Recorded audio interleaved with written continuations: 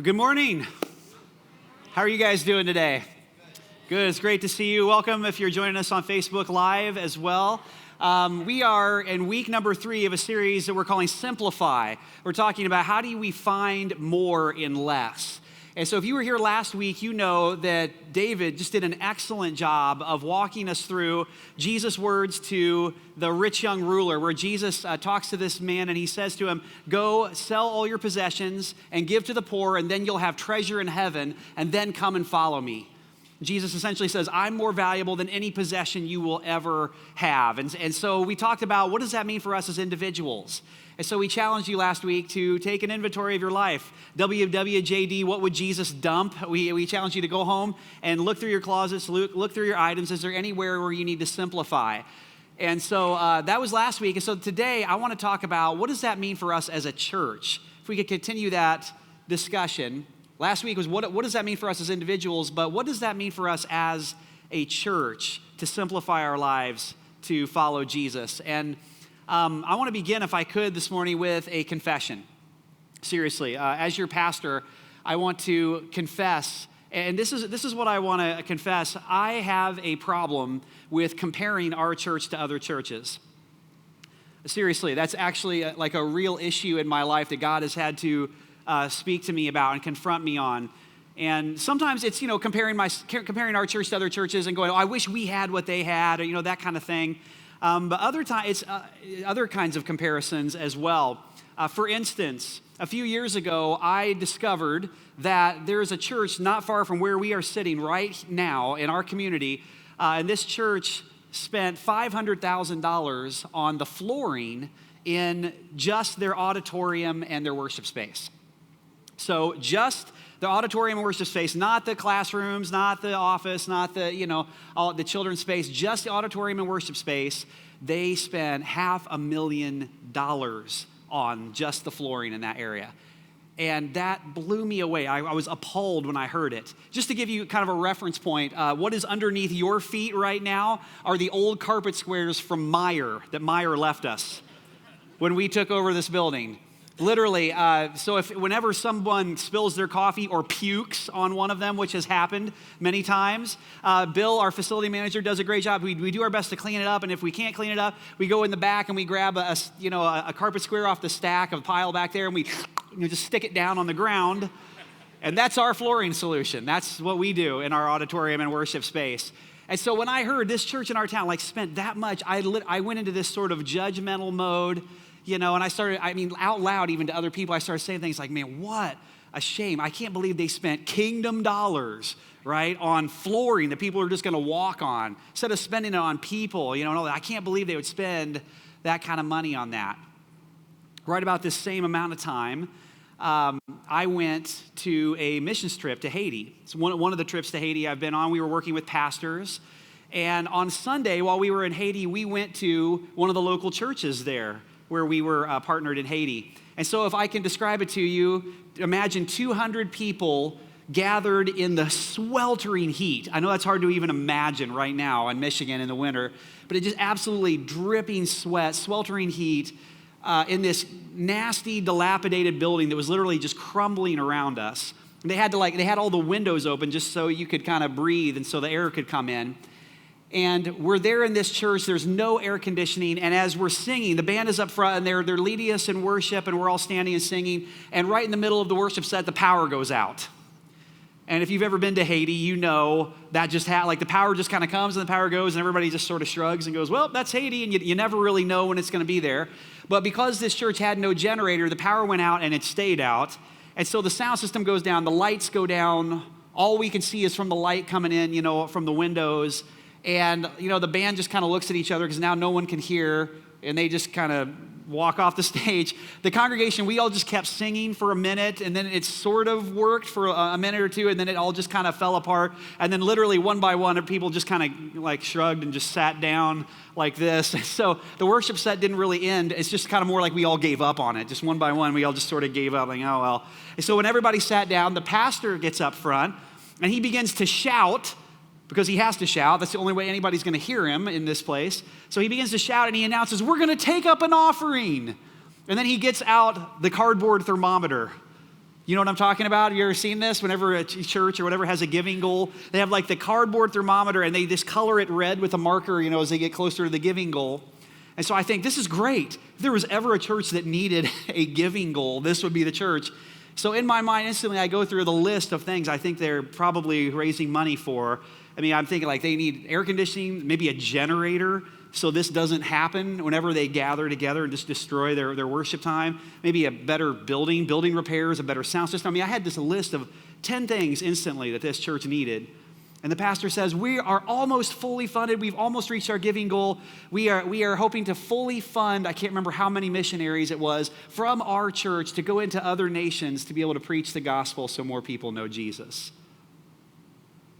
Ouch. It was one of those moments for me where God just confronted me, because it's all relative, isn't it? In fact, I would say to you today, one of the things that God has been showing me is that there's really no right one way to do church. There's no right way, just one way to do church. Jesus was very clear on the what. In Matthew 28, Jesus spoke to his disciples what we call the Great Commission. In the Great Commission, Jesus speaks to his disciples and he says, for the church, he says, go make disciples of all the nations. And then what are you supposed to do with those disciples? Baptize them and teach them how to follow me. That's it. That's the what Jesus gave us. Go into all the nations, make disciples, baptize them, and teach them how to follow me. That's what the church is supposed to be about. But Jesus left the how completely open-ended. He didn't give us the how. And so that's a blank that we fill in. And so what God's been kind of showing me is that I have this tendency to always compare myself. And here's the thing. I know you do this too. It's not just pastors that compare their church to other churches. You do it too. You know how I know you compare our church to other churches? Because you come up to me on a regular basis and you say things like, at my old church, we used to... And then you proceed to tell me, or I was on vacation and we visited this church and they did this, or the church I grew up in, we used to do this. My old church used to. And so that's how I know you struggle with the same thing too. You compare our church to other churches. And so here's what God has been showing me. I don't think we're supposed to sit in judgment and compare churches to other churches. I think what we're supposed to do is we're supposed to seek God together as the church for his unique vision that he has for us. For our church. We're supposed to seek him together for his unique vision, his how of how we're called to fulfill the Great Commission. That's what he wants us to do. And our church is unique. That sounds better than saying weird, right? Our church is unique. Not many churches have taken over a 100,000 square foot office building. Not many churches have given up to half of their space to a community center in that building. Not many churches have merged with another church to create a second campus. There's some weird things that we have done, some unique things, that we have done because we felt led by the Holy Spirit to step into these things and do it. And so I think that's what we're really called to do. We're called as the church to seek God together for his unique vision of what he wants for us. And so with that in mind today, what I want to do is I want to go to Revelation chapter 2 and chapter 3 in the Bible. And in Revelation 2, Revelation is the last book of the Bible. And in it, Jesus, the Spirit of Jesus, is speaking to 7 different churches that actually were real churches that existed in real cities in Asia Minor in the first century. And in fact, we have found the cities that all 7 of these churches are spoken about in Asia Minor. There's actual archaeological digs, and we've learned about what life was like in those cities and in those places where these 7 churches were. And so the Spirit of Jesus is speaking to the angel of each one of these churches, and he's speaking to these churches about what they are doing, what's working, what's not, and what the how is for their life and their mission. And so I want to just invite us this morning to do what we all do naturally, and that's to compare some churches. So we're going to listen in and compare some churches.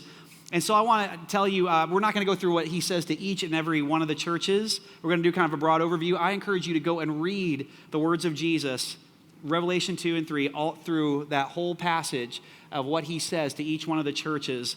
But then we're going to zero in on one of the churches that I feel like has something to say to us this morning in our context for where we are. So here we go. We're going to jump in. This is Revelation 3. Actually, I'm going to give you some comparisons here. To the church in Smyrna in Revelation 2, Jesus says, I know about your suffering and your poverty, but you are rich in Christ. That's what he says. So you're suffering. This church had an extreme amount of poverty. And so the words of Jesus are almost like an encouragement. Don't forget that you are rich in Christ. Almost like to the rich young ruler, I'm more valuable than anything you could ever possess. To the church in Pergamum and Thyatira, Jesus speaks about false teachers that are leading people astray. And so the challenge from Jesus is, like, don't turn away from the true gospel. Don't let these false teachers drag you off of what the gospel that you've heard and what it truly is. To the church in Philadelphia, that was one of the cities in the first century there. He speaks about persecution from the government and the culture. So the external world around the church was squeezing them, and they were experiencing persecution from the government. So the words of Jesus were, stand strong, don't lose your footing, don't lose your ground. Those who persevere to the end will be saved. It's that kind of language that he uses. But then Jesus gets to the church in Laodicea, and we didn't look at every single one of them, but in Laodicea, the message Jesus begins to speak to the church in Laodicea is very different. He doesn't mention any of the things he mentions in the letters to the other churches. He doesn't talk about suffering and poverty when he talks to Laodicea. He doesn't talk about false teachers that are dragging them away from the true gospel. He doesn't speak about persecution from the government and the outside world, kind of coming in and squeezing the church. So let's listen in. This is what, in Revelation 3, starting in verse 15, this is what Jesus says to the church in Laodicea. And I think there's something for us here this morning in our context. He says, I know all the things you do, that you are neither hot nor cold. I wish that you were one or the other. But since you are like lukewarm water, neither hot nor cold, I will spit you out of my mouth. You say, I am rich. I have everything I want. I don't need a thing. And you don't realize that you are wretched and miserable and poor and blind and naked. So I advise you to buy gold from me, Jesus speaking, gold that has been purified by fire. Then you will be rich. Also buy white garments from me, so you will not be shamed by your nakedness, an ointment for your eyes, so you will be able to see. I correct and discipline everyone I what? Love. This is Jesus saying, it's not something I want from you. This is about something I want for you. So be diligent and turn from your indifference. Look, I stand at the door and knock. If you hear my voice and open the door, I will come in and we will share a meal together as friends. Those who are victorious will sit with me on my throne, just as I was victorious and sat with my Father on his throne. So these are the words of Jesus to the church there in Laodicea.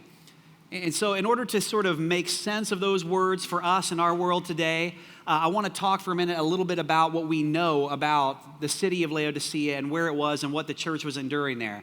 If you would have heard these words as a first century person living in the area of Laodicea, these words instantly you would have known exactly what Jesus was referencing and what he was talking about.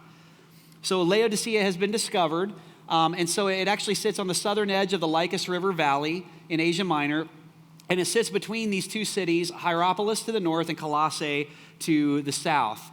Now, Laodicea was kind of in the middle of this major east-west trading route that went from Antioch, Syria to Ephesus, and which were two major cities in the ancient world. And so they were right in this prime position to be a major trading city in the empire in that time.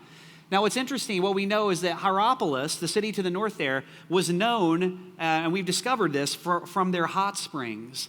There are these naturally occurring hot springs that bubbled up from the ground, and so they've actually uncovered like baths. People created these like giant spas, like these baths, so people would come from all around, and the attraction in Hierapolis was to go and be able to sit in these hot baths.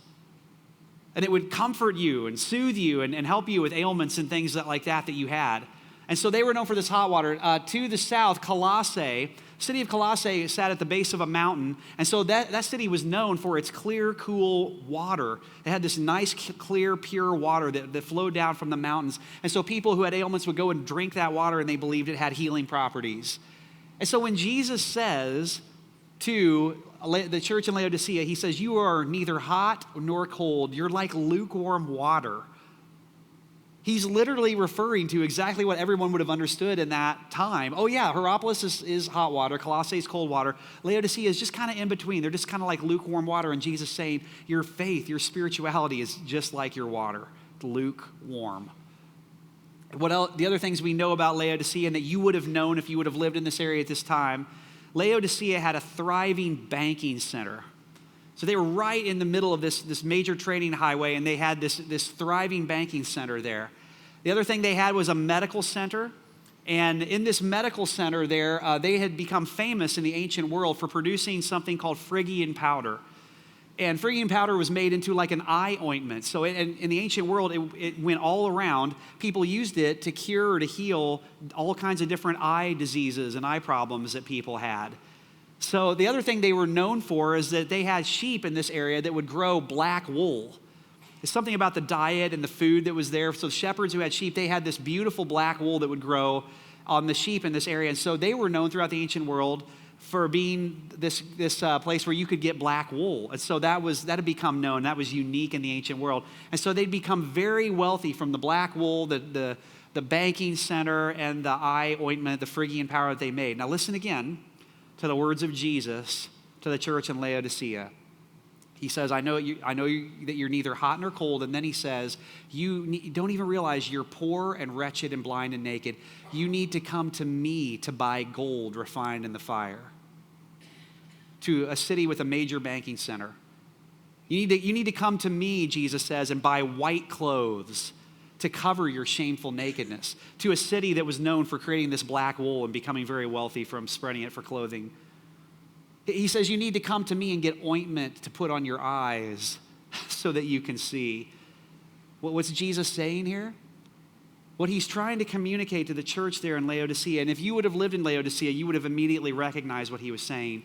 He was saying what you have provided for yourself, what you are so proud of, what you are so filled with pride about that you have provided for yourself is absolutely not sufficient for what you really need.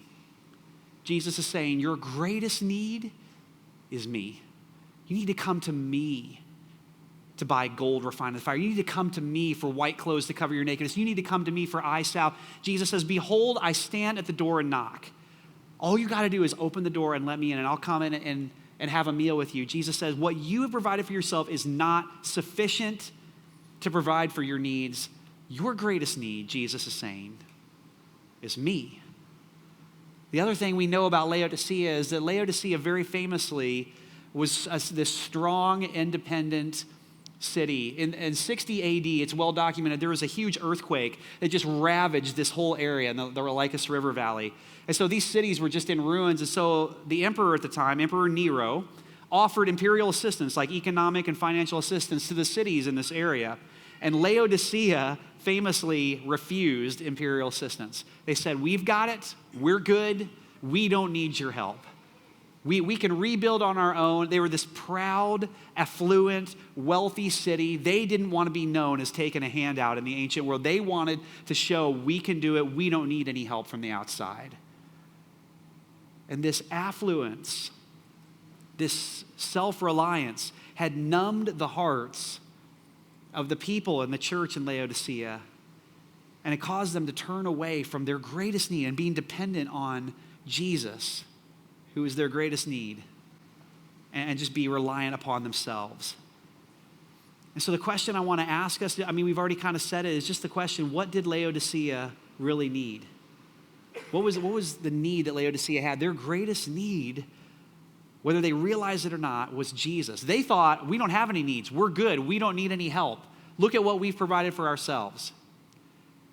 But their greatest need, whether they realized it or not, they were poor and wretched and blind and naked. Their desperate need was for Jesus, more of Jesus. And the greatest threat to them getting what they needed was their own arrogance, their own self-sufficiency. Look what we can do. Look what we can be so proud of for ourselves. And the greatest opportunity that Laodicea had in this moment is to do exactly what Jesus invites them to do. He says, turn with diligence, turn from your indifference, your lukewarmness, Behold, I stand at the door and knock. I'm right here. Open the door and let me in. Let me come in and provide for you what you really need. You need gold from me that's been refined in the fire, white clothes from me, eye ointment from me. You need what I have. And this is what Jesus is inviting them to understand and to see. So if we could, let's leave Laodicea for a moment. Let's leave the ancient world for just a moment if we could, and let's begin to just sort of turn this toward us here, Frontline, in 2019, in our day, and just begin to turn this whole conversation toward us and say, what is there for us in this? What is there for us to learn? And just ask the question, what do we need? What does Frontline really need? If you've been a part of our church for the last few months, it's no secret we have some needs around here. We need a new roof and we need a new sound system.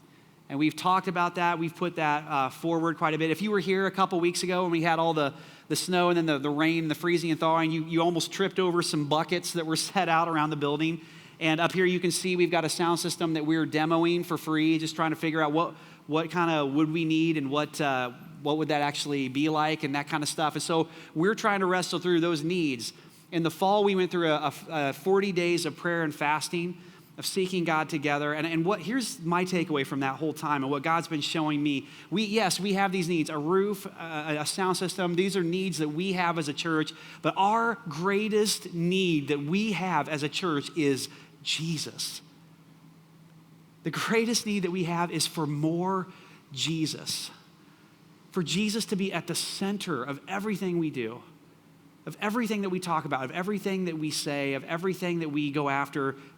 We need more Jesus. And what I feel like God has been showing me is that the more we seek him together, the more we make him the focal point, the more we go after Jesus, I believe these other needs, roof, sound system, they'll take care of themselves as we focus ourselves more on Jesus.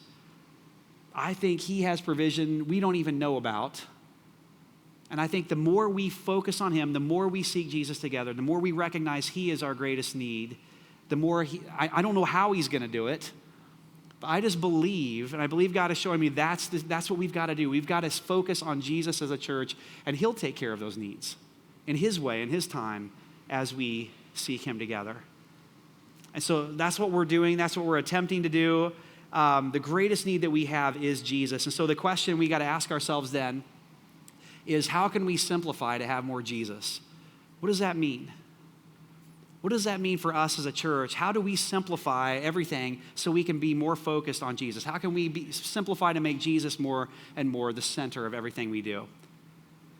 Some of you may not know this, but we have something called the Essential Store here at Frontline.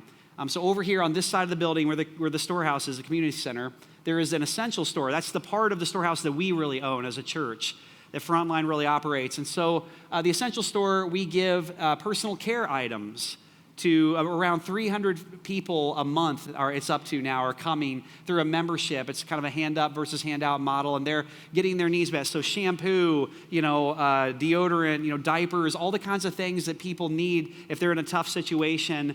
We actually give that here at the Essential Store, and we provide for people's basic needs through doing that.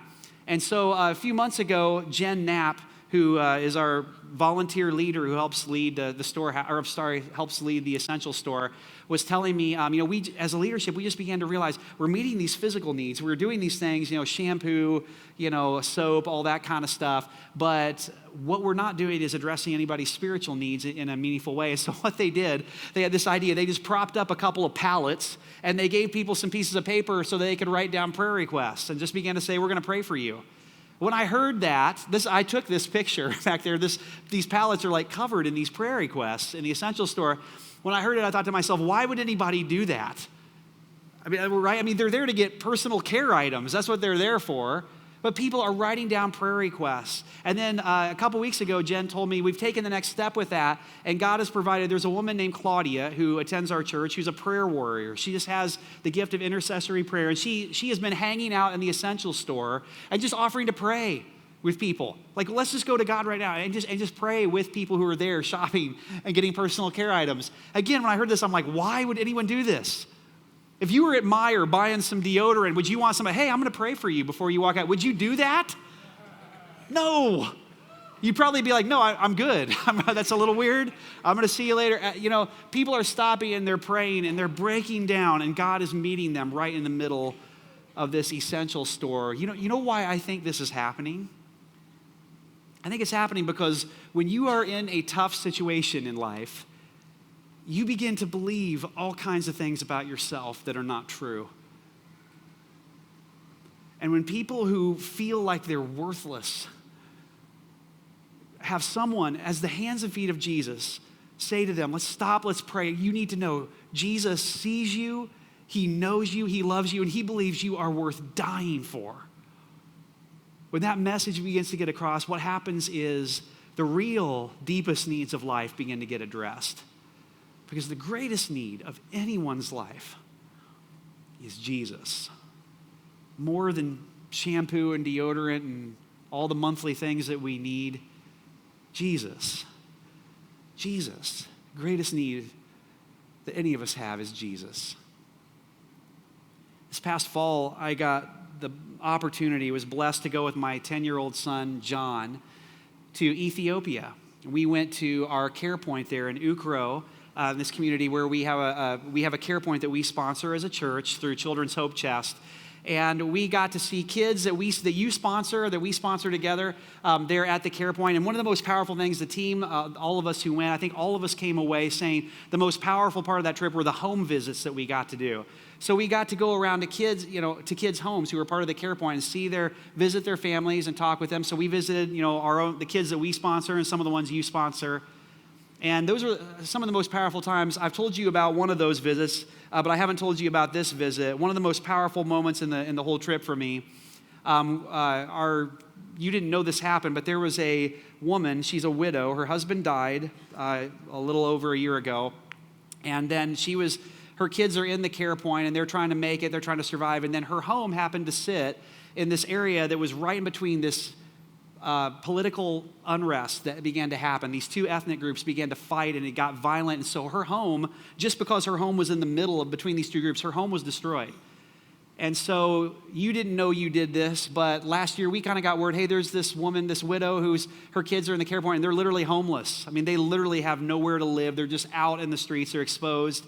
And so we wrote a check out of giving ourselves away, our missions fund that we have as a church, to buy her a new home. And so we did this. We wrote the check. And so, yeah, you can clap for that, for sure.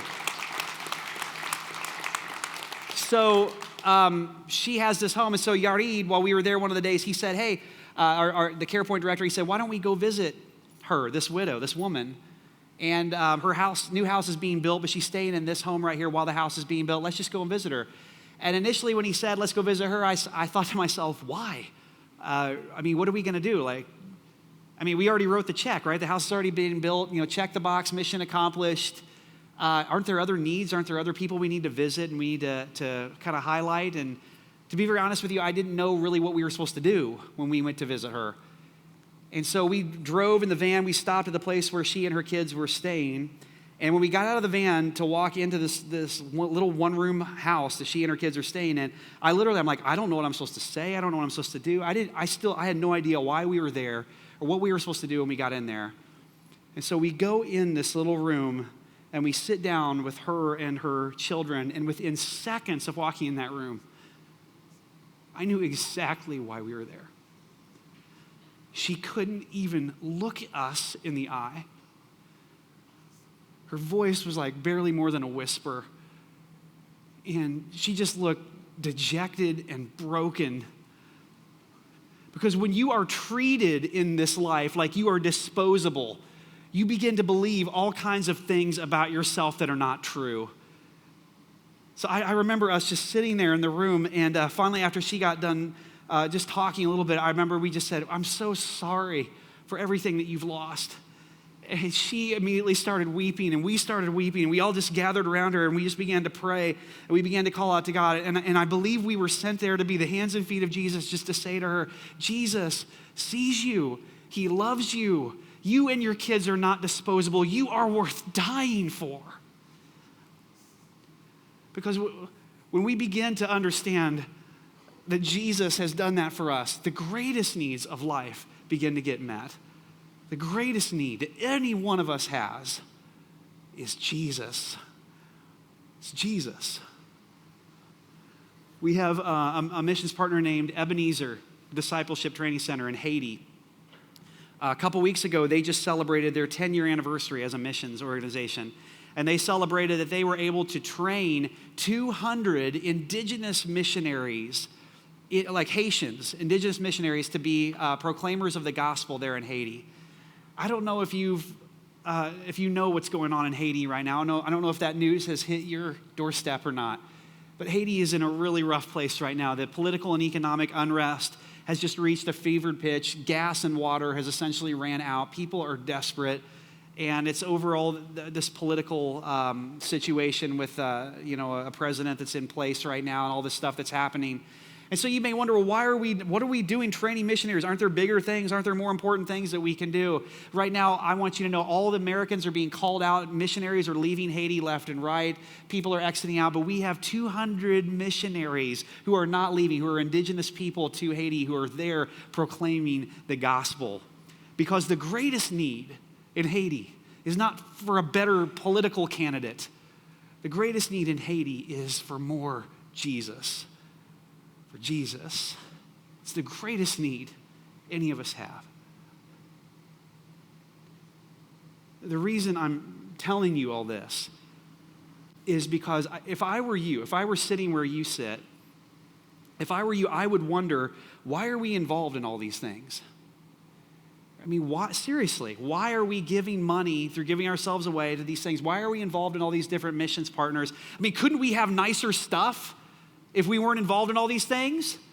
We could have nicer carpet squares, right? A roof, a sound system. Couldn't we have all those things if we weren't involved in all of this stuff and doing these things, And the answer to that question is absolutely yes, we could. 100%. We could have nicer stuff. We could have better things. Absolutely. So if I were you, I would be asking the question, why then, if we need a roof and a sound system and all this, why are we involved in all these things? So here's the why. I'll tell you the reason. The reason is because when the Church of Jesus finds ourselves in a situation where we can provide for our own needs, we can solve our own problems, we can write a check and solve our own situations, what happens is we begin to believe all kinds of things about ourselves that are not true. That I did this, that I provided. That it's my performance determines my value, that my worth is determined by how much wealth I can accumulate and by how much wealth I can make. And when we do that, we begin to believe these things about ourselves, that's who we are, and we begin to forget whose power it is that changes a life. Whose power it is that redeems and rescues people, whose power it is that sets the captives free. Our greatest need is Jesus. It's Jesus. That's the greatest need we have. So, you may think that, we're trying to be very noble. Here, the reason we're involved in all these things is because it's a very noble cause and we're trying to be this noble church. Actually, the motives are quite selfish. I do it because I want more Jesus. Jesus' words to the rich young ruler were, go, sell all your possessions and give to the poor, then you'll have treasure in heaven. Then come, follow me. Because I'm more valuable than anything you could ever possess. To the church in Laodicea, behold, I stand at the door and knock. You need to come. You don't realize that you are poor and wretched and blind and naked, and you need me. Your greatest need is me. And so a couple things we want to ask you to do today. First of all, we want to ask every single one of us as a church to take a next step with one of our partners today, with one of our missions partners today. I believe what we need to do as a church right now in the midst of our needs that we have is I actually think we need to give ourselves away even more. I think we just need to lean in and go after Jesus even more. And so underneath your butts on your seat are our missions partners. I don't know why we chose to do it that way, but if you haven't noticed, and around the seats, there are different cards sitting on different seats. You can grab one. And so all we want to do is just put some cards on your seat, and our goal would be that every single person here at Frontline would take a next step with a partner today. If you don't like the card you've got, you can trade with your neighbor or whatever. Or we have several of our missions partners actually out here in our lobby. To me, if you would just go and have a conversation and learn more about and begin to have a relationship with one of our partners, that would be a win. Some of you are going to feel moved to actually simplify your lives in such a way to become generous and to be involved in one of our missions partners, and that would be a huge win. And so we're going to sing a song, and then we're going to send you out to just go be the church and to go do that. But I can't close this message, what we were talking about today, without giving you an opportunity. There are some of you in this room, you've been coming to church, you've been here, you've been listening to messages and that sort of thing, and what you haven't realized is that your greatest need is Jesus. It's Jesus. And you've been trying to fill your life with all kinds of things, a job, a career, a relationship that you think is going to make you happy or solve it, or money or possessions to upgrade your stuff. That's what you've been living for. And the greatest need of your life, none of that stuff is going to do it. It's Jesus. And you've believed all kinds of things about yourself that are not true. And what you need to hear this morning is that Jesus' death on the cross was every bit as much for you as it was for me or for anybody else in this room, or for the lowest person in another country or the highest person in a position of authority. The ground is level at the foot of the cross. All of us are poor and wretched and blind and naked, and our greatest need is Jesus. It's only his power that can redeem and reconcile and set captives free. So before we sing, I want to do this. Would you bow your heads with me? I'm going to give you an opportunity to do exactly what Jesus says, invites the church in Laodicea to do in that passage. He says, "Behold, I stand at the door and knock." What do we got to do with that today? All we got to do is open the door and let him in. He's done the work. He's provided the salvation. And so I'm not going to ask you to do anything public. Next week is baptism, that we call that going public with your faith. So that's kind of next week, and that's what we're going to focus on next week. But in this place, if you haven't surrendered your life to Jesus, the way we open the door to him and we let him into our lives, the language we've used around here is we call it confessing Jesus as your Lord. So you can do that in a prayer. I want you just to pray along with me. If that's you, if you know, man, I know I've been trying to fill my life and the greatest need of my life is Jesus. Would you pray with me? Jesus, I recognize right now that you are the greatest need in my life. That what I have provided for myself and I've been so proud of, that I've believed that my performance determines my value, that my worth is bound up in my wealth, I turn from that indifference, I turn from that hard-heartedness right now, and I just declare that you are the greatest need that I could possibly ever have. I invite you right now to redeem me and restore me and come in by your death and your resurrection to give me a new life in you. Thank you for redeeming me. Thank you for setting me free. Thank you for providing what we really need in this life. I'll follow you to the ends of my days. In Jesus' name, everyone said, amen. If you prayed that prayer, what we believe is that you just got saved. And what I want you to hear is this is a starting line, not a finish line. It's the beginning of a new life in Christ. The finish line, there isn't one. It's a life that goes on forever. So from here on out, Jesus wants to be the thing to give you what you need every single day. He wants to fulfill you. He wants to give you life. He wants to give you direction. So this is a starting line. Start the race.